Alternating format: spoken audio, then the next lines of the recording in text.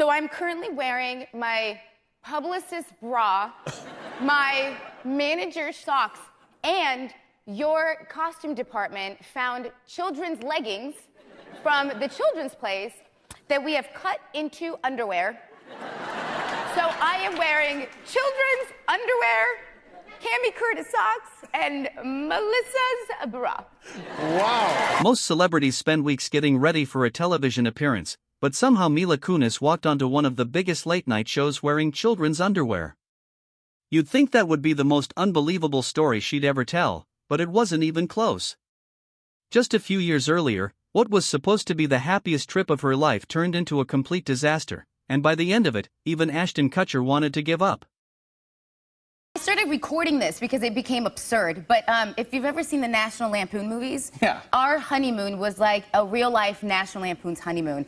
I'm not exaggerating, I'm not saying it for a laugh. We also went honeymooning with my in-laws. So, oh my, what? Yeah, In an RV? In an RV that I got my husband for his birthday. So, here's what happened. I made a boo-boo. For his birthday, was like, you know what, we love RVing. I'm gonna get him like a gift card to, you know those RVs that you see that have like a dog on the side of them, like they're like RV America. I'm not plugging anything, but you know what I'm talking about, right? Exactly, okay. Not the most luxury of RVs, but fine. And I was like, clearly this is a great birthday gift. Gave it to him for his birthday, not thinking that my husband's gonna go, oh, that's our honeymoon. And I was like, wait, no. You're like, no, I was thinking about you. I'm not thinking about us. 2 days. Yes, this was not a That's honeymoon. your He's gift. like, For most Hollywood couples, a honeymoon means private beaches, luxury hotels, and expensive resorts. For Mila and Ashton, it meant squeezing into a tiny RV with a baby and both of Ashton's parents. And believe it or not, the awkward family road trip wasn't even the biggest problem, because only a few hours later, everything that could possibly go wrong actually did. Our air conditioner breaks in Bakersfield in 110-degree weather. The whole thing went pop, and I went, what's that sound? And then Ashton literally goes, oh no. And I was like, what could it be? It's like midnight, maybe 110 degrees. No. RV breaks, we have to go get a whole thing fixed. We almost died on the side of the road when Apple Maps took us on a road. It wasn't a road. It was a fire road on the side of a mountain. We all had to jump out of the vehicle and walk for like 3 miles while my father-in-law drove the van and Ashton like navigated him over gigantic boulders because there had just been a massive flood. Guys, this was like day 2. Then, long story short, my wonderful, beautiful mother-in-law picked the RV parks that we were staying in, but she didn't use the internet. She used books and don't laugh. What? It's not funny. What? It's not funny, guys. Like recent books? No. Like old travel books? Yeah. And now, did these places still exist? Well, barely. I'm not going to recommend any of the places you went to? No. Well, she was like, we'll end in Napa. It'll be beautiful. I was like, you know what? What could go wrong? Let me tell you.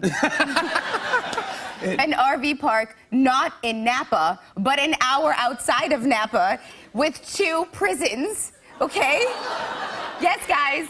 That is where our RV trip ended. And my husband looked at me and goes, I quit. And I was like, me too. Me too. Let's go. After hearing that story, you'd expect Mila to swear she'd never step inside another RV again. But that's exactly what makes her interviews so entertaining. No matter how ridiculous the situation is, she somehow tells every story with the kind of honesty that makes the audience laugh even harder.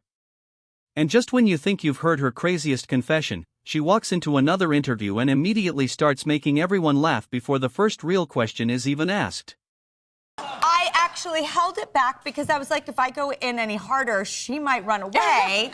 This is because so I lovely. could scare her with my level of a psycho love for you. I mean, it is weird to It's talk so beyond about... mutual, by the way. Oh! Drew, stop. Stop it. Stop it. Everybody loves you. Everybody loves you. Everybody loves you. After listening to that story, it's easy to understand why people love watching Mila Kunis.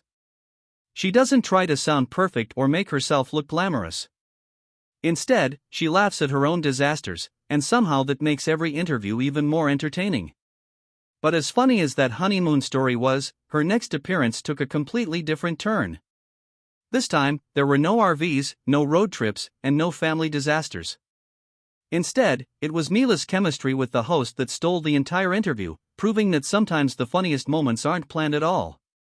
But yes, yes. So I was born in Ukraine, but when I came to the States, I came through New York. Except I think we were hold on. It was like Queens. Oh. And you're put up in hold on. And then you're put up in like a hotel to go through like your medical checks to make sure that you can be entered into the country. Really? But it's next to a cemetery. This is what I remember. Someone can go and do research in the internet and figure out where I was. But what I recall is a cemetery across the street and this weird hotel that I was in. But I did have a burger for the first time in New York and a Coca-Cola. Oh, for your first time, you remember that? I do. You have pizza for the first time here in New York? Are you ready? Most celebrities try their best to connect with the audience, but Mila Kunis somehow does it without even trying. What started as a heartfelt story about arriving in America quickly turned into one of the funniest moments of the night. The audience was completely on her side until she casually admitted she'd never eaten New York pizza. In New York, that's almost impossible to forgive. Within seconds, the crowd turned against her, and Jimmy couldn't stop laughing. But believe it or not, that wasn't even the most shocking confession she was about to make. Oh. It was Domino's pizza. Oh. I know, this is like... Even after your dad worked for Domino's for 2 years, you still like Domino's pizza? Oh, no, I hated pizza. I mean, I hate pizza. You hate pizza? I know. Guys, boo, I said it. I'm out of here. Okay. Wow. Look, just give me a second. Do you hate babies and puppies, too? Well, some of them. What is it that you hate about pizza? Okay, I'll tell you. I had it every day for a year, Okay. possibly more. And I think that anytime you have, it was too much. Because we were so poor that my dad would make us pizza for dinner. And he tried really hard to get creative, but he can only be so creative. And so my brother came out of it loving pizza, and my mom and I to this day are like, ugh, pizza. For most people, admitting they don't like pizza would already be controversial enough. But Mila didn't stop there. She explained that growing up, her father worked incredibly hard delivering pizzas after moving to America, and because her family ate pizza almost every single day, she eventually grew tired of it. Instead of pretending to love it just to please the audience, she told the truth anyway. The crowd immediately started booing, but Mila simply laughed along with them. That's exactly what makes her interviews so entertaining. She never changes her personality to win people over, and somehow that honesty makes everyone like her even more. Your senior prom when you're in high school. I did not. Why did you not go to your senior prom? Because I was shooting 70 show that night. So you didn't go to the prom because you were working on TV? Yes. I didn't go to the prom because I was watching TV. Actually, it's not really it's not why I didn't go to the prom, but I did watch TV that night. I remember watching The Fall Guy. Were you watching TGIF? No, I watched The Fall Guy on CBS, starring Lee Majors. Oh. I remember it vividly and really realizing that my life was not that much fun. But this is not about me. This is about you because I feel like somebody like you absolutely should have had a senior prom, and I was wondering if you would be interested in a senior prom type experience. Well, I would love it. After making everyone laugh with one unbelievable story after another, the interview suddenly took a different turn. Mila revealed that she never got to experience a real senior prom because she was busy filming that 70s show. While most teenagers were making memories with their classmates, she was already building a successful acting career. It was one of those rare moments where the audience saw the person behind the celebrity. And just when Mila thought she was simply telling another story, Jimmy had a surprise waiting that would finally give her the prom she never had. An 80s prom? Well, no, it's hopefully. I'm not that old. What you were? 2001? We've determined. Is that your? Yeah. Okay. All right. I'll go ahead and. Oh yeah. Sorry. Excuse me here. Oh hey. Well, look at that.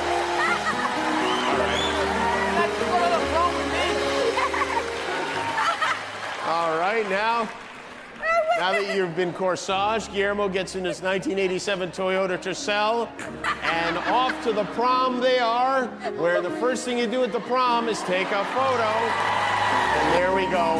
Let's go back now to Mila's senior year, 2001, when the #1 song in the country was Hanging by a Moment by Lifehouse. I will. I'll do what I do best, is be the nerd watching from the corner. Mila Kunis and Guillermo, everybody. Watching Mila finally experience the senior prom she missed all those years ago was surprisingly wholesome. What could have been an awkward television segment quickly became one of the funniest and most genuine moments of the night. She threw herself into every part of it, posing for prom photos, dancing with Guillermo, and laughing the entire time. That's what makes Mila so easy to watch. She never worries about looking perfect or acting like a typical Hollywood star. She embraces every unexpected moment, and that authenticity is exactly why fans keep coming back to her interviews. But the laughs weren't over just yet. Before the night ended, the conversation shifted from prom memories to the movie that reminded everyone she's not just hilarious, she's also an incredibly talented actress. In Luckiest Girl Alive, a new Netflix movie. It comes out on Friday, based on a book of the same title. Yeah. A book I assume you read and said, oh, this would be a good film. That's assuming I read books. I did read this book, but I read this book in real time, so it was like 7 years ago. Made an impression on you.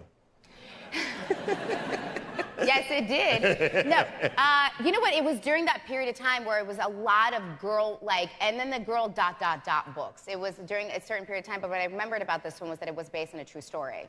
And so, but I couldn't remember what the twists were. By the end of the interview, it was clear that Mila Kunis brings the same personality to every conversation, whether she's promoting a new movie or telling a hilarious personal story.